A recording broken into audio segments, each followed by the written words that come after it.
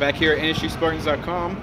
It's been a couple weeks since we last talked with head coach Brandon Duvall of the volleyball team. And Brandon, you guys are picking up momentum now. You've won 5 of your last 7, and even the 2 losses were quality losses. Obviously, losing to VCU, that would have been a tough match to take. Right. And losing to UMES, which I'm sure you guys felt you could have won that one last weekend. I mean, you lost 3-1, but you were right in there the whole time. Right. I guess UMES maybe isn't quite as invincible as everyone thought they were. People getting close to beating them this year. But yesterday you beat A&T 3-2. One of those Jekyll and Hyde type matches a little bit. And obviously last weekend too, you beat Delaware State and lost to UMES. So I guess, like you said earlier, you guys do have the momentum now going, and you're really getting on the right track. Yeah, we knew at this point of the year we needed to be as battle ready as possible. So that's why we invited teams like William and Mary and VCU as midweek matches, because we want to make sure that we are constantly competing at the highest level that we can. Because we knew UMES is going to be a tough match. They have some injuries right now, so we had a chance to pull one off on them. And if it wasn't for a few points here or there in the third set, I truly believe we could have probably taken them. But they're a good team. They're UMES as usual. So, yeah. And then VCU is tough. We wanted to be able to play a team that was just bigger, more physical, and things like that. But right now we're playing some pretty good volleyball. And then A&T yesterday, it wasn't just a Jekyll and Hyde match. It was set by set. One set we were on fire. The next set we're struggling to block or dig a ball. And so we were really up and down in the entire match. But when everything counted, which was the 5th set, people pulled through. Adriana had a great serving run at the end.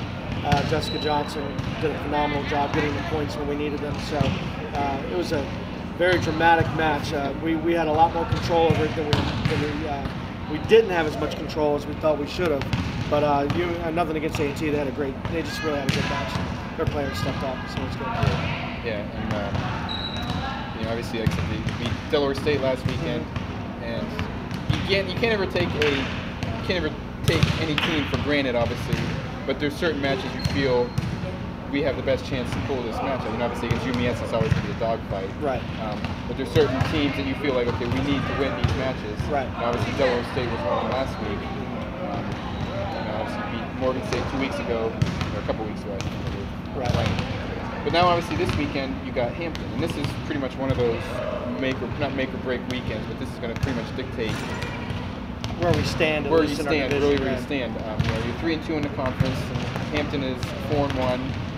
So really, this weekend is pretty much going to not determine the rest of the season, but it's going to, like you said, give you a good idea of where you're going to be for the rest of the year. Yeah, I think my personal belief about our team right now is if we are able to execute the way I've seen us do it, and try to remain consistent, I think we can beat anybody. That's including UMES. I really have confidence in the girls right now. I think they're playing at an unbelievable level. We're just kind of the victim of our own selves at times. We make errors, and it's not even the amount of errors. We're starting to eliminate and reduce the amount of errors that we had at the beginning of the season. Now it's the timeliness of the errors.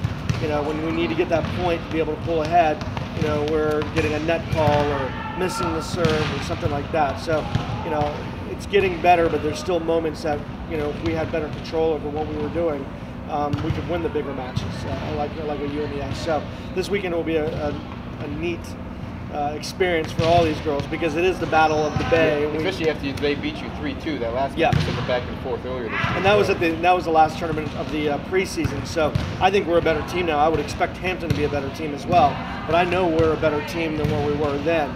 And we fought and scratched then. I'd like to see what we're going to be able to do this weekend, and probably a good environment for both teams. Us being at home on Friday, and then having to travel out to Hampton and with their fan base. And there'll probably be decent crowds both nights, both days too, I would think. Friday, obviously, too, against Hampton is packed house night. Mm-hmm. They're trying to get people to come out, do prizes and giveaways. Just trying to get people out. Obviously, football teams away, so not much else going on this weekend at NSU, at least sports-wise. And even after this weekend, too, your last 5 are at home. Yeah. After this weekend, you'll have played 7 matches, and 5 of them have been on the road. Mm-hmm. So the nice thing, too, after this is you're, said 4 of those last 5 are at home, so you get a little comfort zone in there. But you were saying earlier about Jessica Johnson on yesterday against A&T. She just had 20 kills, had a great match. And it was actually funny because it was like the first time in, it seems like forever, that wasn't Charlotte leading you guys. Yeah. She leads you every single day.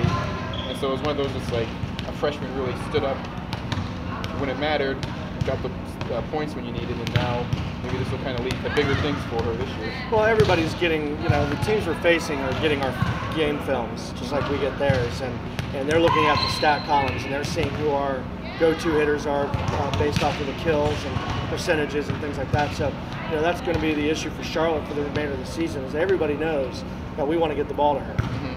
What's nice now is, and it's been like that for majority of the season, especially during conference, is not only do we have Charlotte, but then our middles are now stepping up, so they're getting their kills. And then when you have another outside hitter like Jessica, who's a freshman, who's getting what it's like to be a college outside hitter. And you can see the lights start clicking, things start clicking for her, lights are coming on, and now you're starting to see her make some plays that she wasn't making at the beginning of the year, and now she's stepping up, and yesterday was a great example of, especially in the fifth set, we needed those kills. We were back and forth with A&T the entire time, and we needed one person to step up, and they weren't going to let Charlotte be that person. So Jessica took over, and it was great.